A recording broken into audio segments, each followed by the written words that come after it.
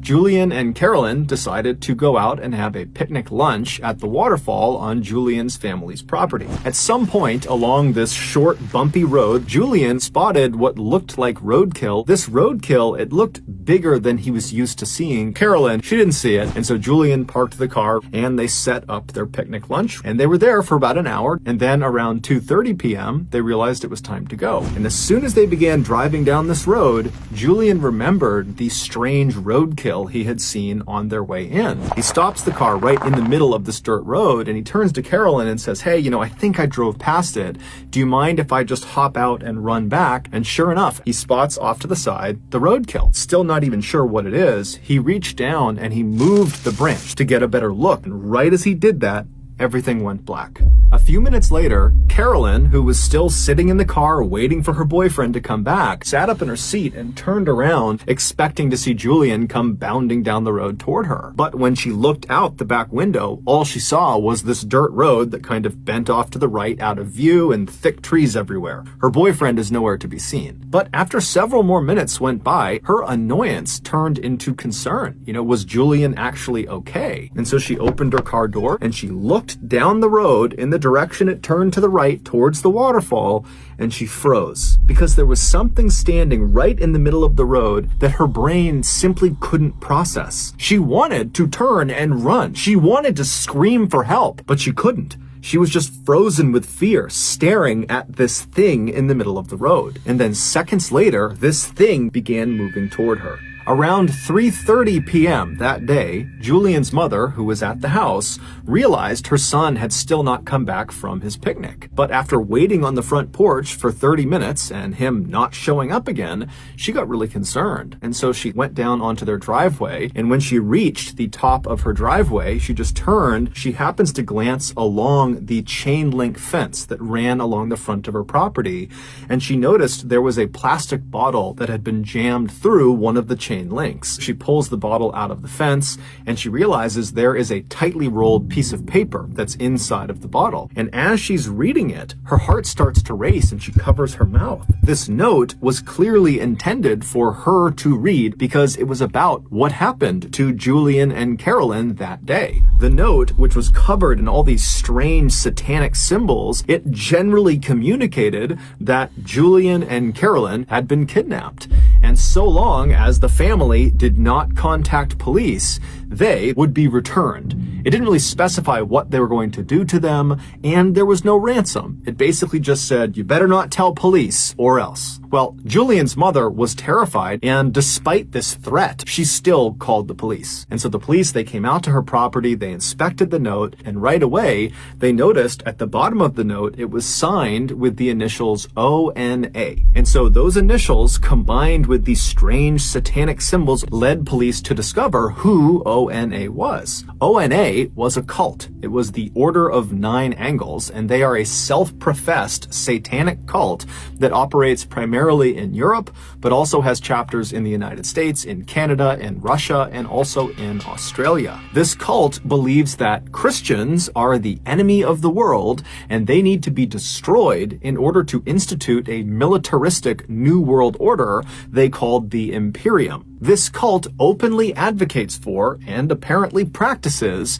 human sacrifice. Now, at first, they're thinking this has got to be a prank. I mean, Carolyn and Julian have only been gone for a couple of hours at this point, and all we have is this note in a bottle stuck into the fence. This does not seem like some huge conspiracy of a cult, but when Carolyn's parents found out about this note and how they were still missing, they would tell the police, 10 days ago, we received a letter in the mail that had strange satanic symbols all over it. It basically was threatening them not to go to police.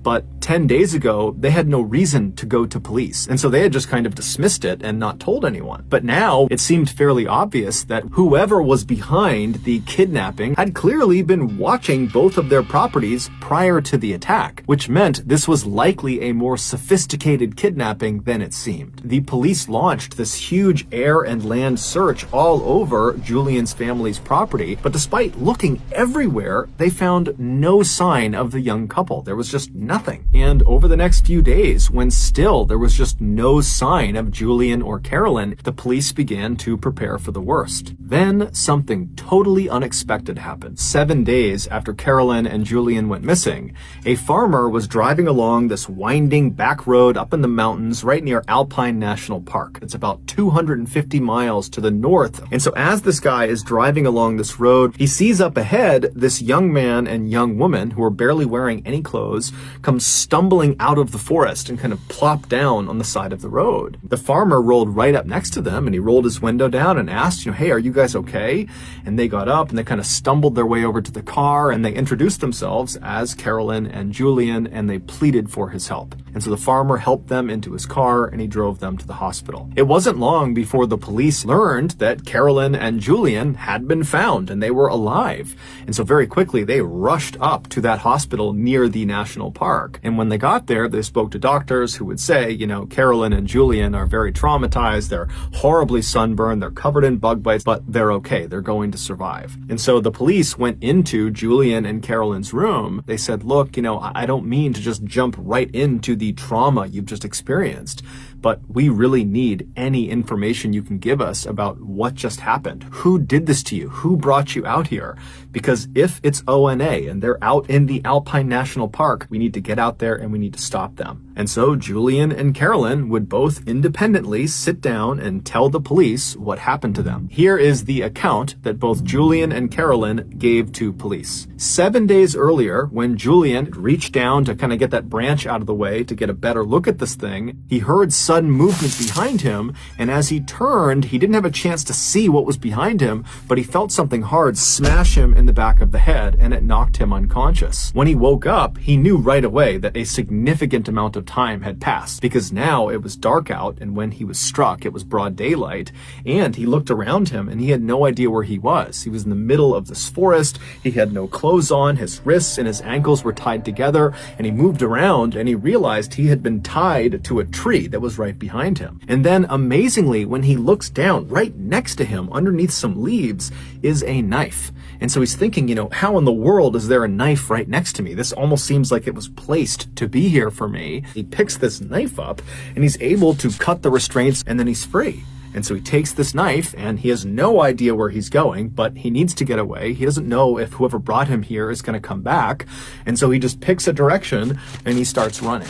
Shortly after Julian had been struck in the back of the head, Carolyn gets out of the car, she stands up, she turns, and she looks down the dirt road, and standing in the road, maybe 10 feet away from her, is this man wearing all black. He's got a black balaclava over his face, and he's looking right at her. And then this guy charges her. He tackles her to the ground, and she hears her attacker run off down the road. And then a couple of minutes later, she hears a car approaching, and it stops right near her. And then she hears the sound of a car door opening, someone walking up to her, and then they pick her up and they put her in the trunk of this car, and then the car kicks into gear and it starts driving away. And so for hours and hours, she lay in the trunk in this horrible position. And then after several hours, the car eventually turns on to some really bumpy road, and then it comes to a stop.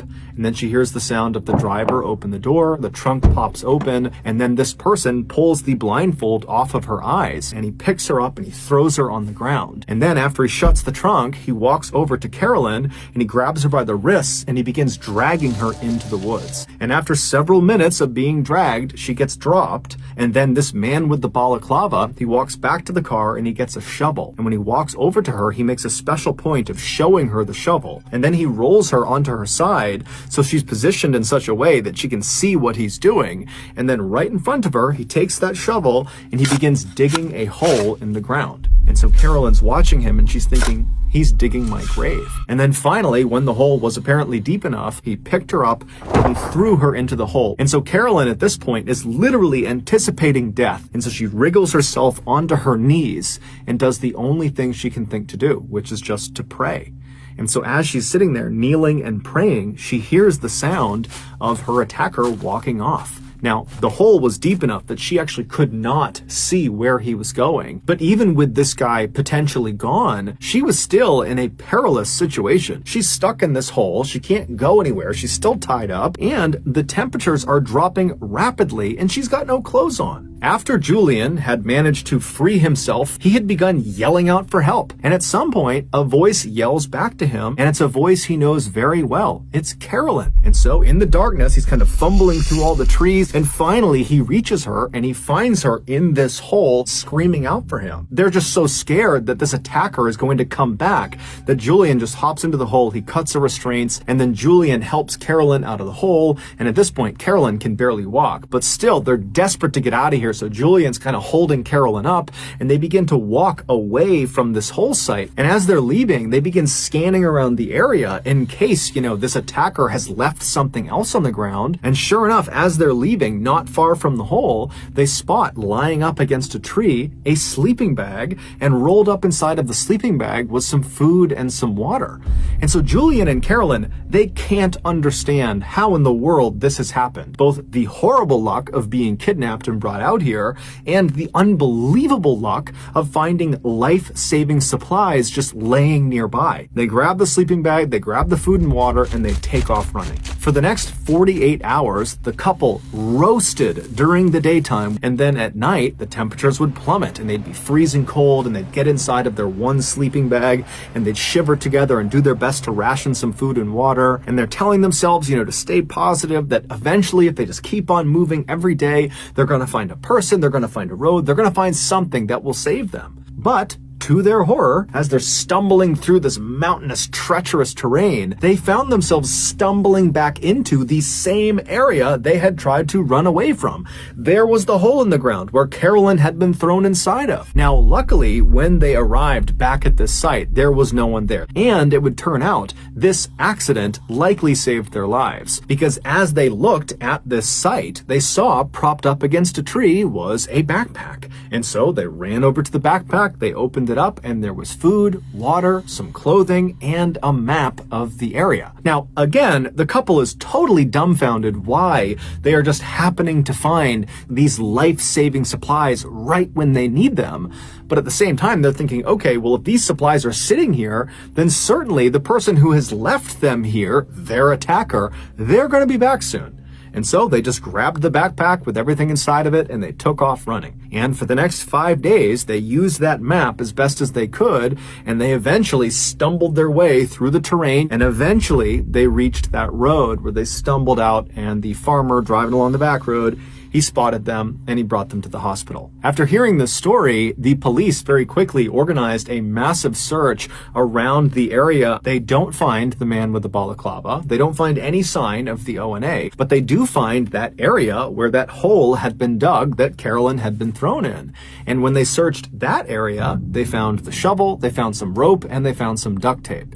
And when they brought that in to be examined, they couldn't believe what they discovered. All of those items belonged to Julian. And so the police went to Julian and confronted him with this information and said, "You're not telling us everything because these are your items." After some very serious police pressure was put on him, he cracked. The following is the real story of what happened. Julian, after picking Carolyn up, claimed to have seen some roadkill, but in reality, there was never any roadkill. That was completely made up. And so they drive the rest of the way into the waterfall, they have their picnic, they turn around, they head back, and then again, Julian says, "Hey, Carolyn, do you mind if I, get out to look at the roadkill?" And so he hops out and he runs his way out of sight. He makes his way to a tree where days earlier he had stashed his all black outfit, his black balaclava, and his knife, his shovel, his rope, his duct tape. It was all stashed. And so after getting all dressed up, he turned and began walking back towards Carolyn and his car. And when he turned the corner, he saw Carolyn was already standing outside of the car.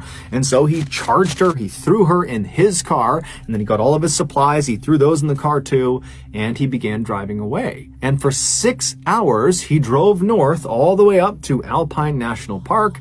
And then when he got there, he found a road that would kind of go off the trail a ways into the forest, at which point he opened the trunk, he pulled Carolyn out, he threw her on the ground, he dragged Carolyn into the woods, and then with her blindfold off, he made sure to show her the shovel, and he began digging that hole to give her the impression that he was going to kill her and bury her. And then after he had dug this hole, he dumped her into the hole. And then when she couldn't see what he was doing, he ran away. And when he was far enough out of view, he took off all of his clothes and kind of stashed it near a tree. And then completely naked, besides his knife, which would be his alibi, he began moving back towards the site where he knew Carolyn was in this hole. And then after waiting a little bit, he began yelling out for help. And then she heard it. And so she yells back to him, "Yo, Julian, I'm over here." And when he sees her, he pitches her this ridiculous story about how he was tied up over there, but he found this knife. And so he helps her out of the hole. And oh, look, they left a sleeping bag and some food and water. Let's go. Now, the whole time over the course of these 7 days,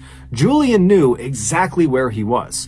And so when they accidentally went in a circle and then found that backpack, that was intentional. That was not an accident. He had left the backpack there. And so that's why they had doubled back. And then 5 days later, after scampering through the wilderness, they magically found the road.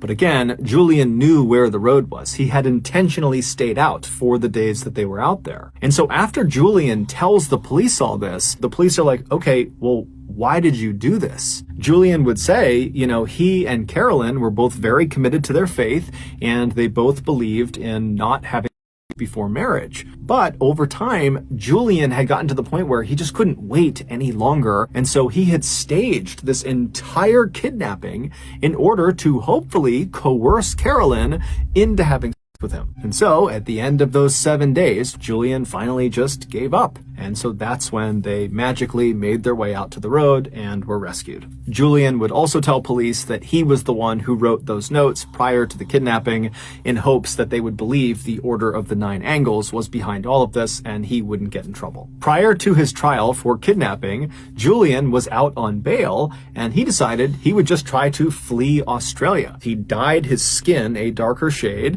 and he also dyed his hair darker, and then he attempted to use a fake Indian passport to go to India. But when he arrived in India, he was immediately found out and he was extradited back to Australia where he would stand trial. He was found guilty of kidnapping along with a host of other obscure charges, and he was sentenced to 7 years and 9 months in prison. Just know that I really appreciate your support, and until next time, that's going to do it.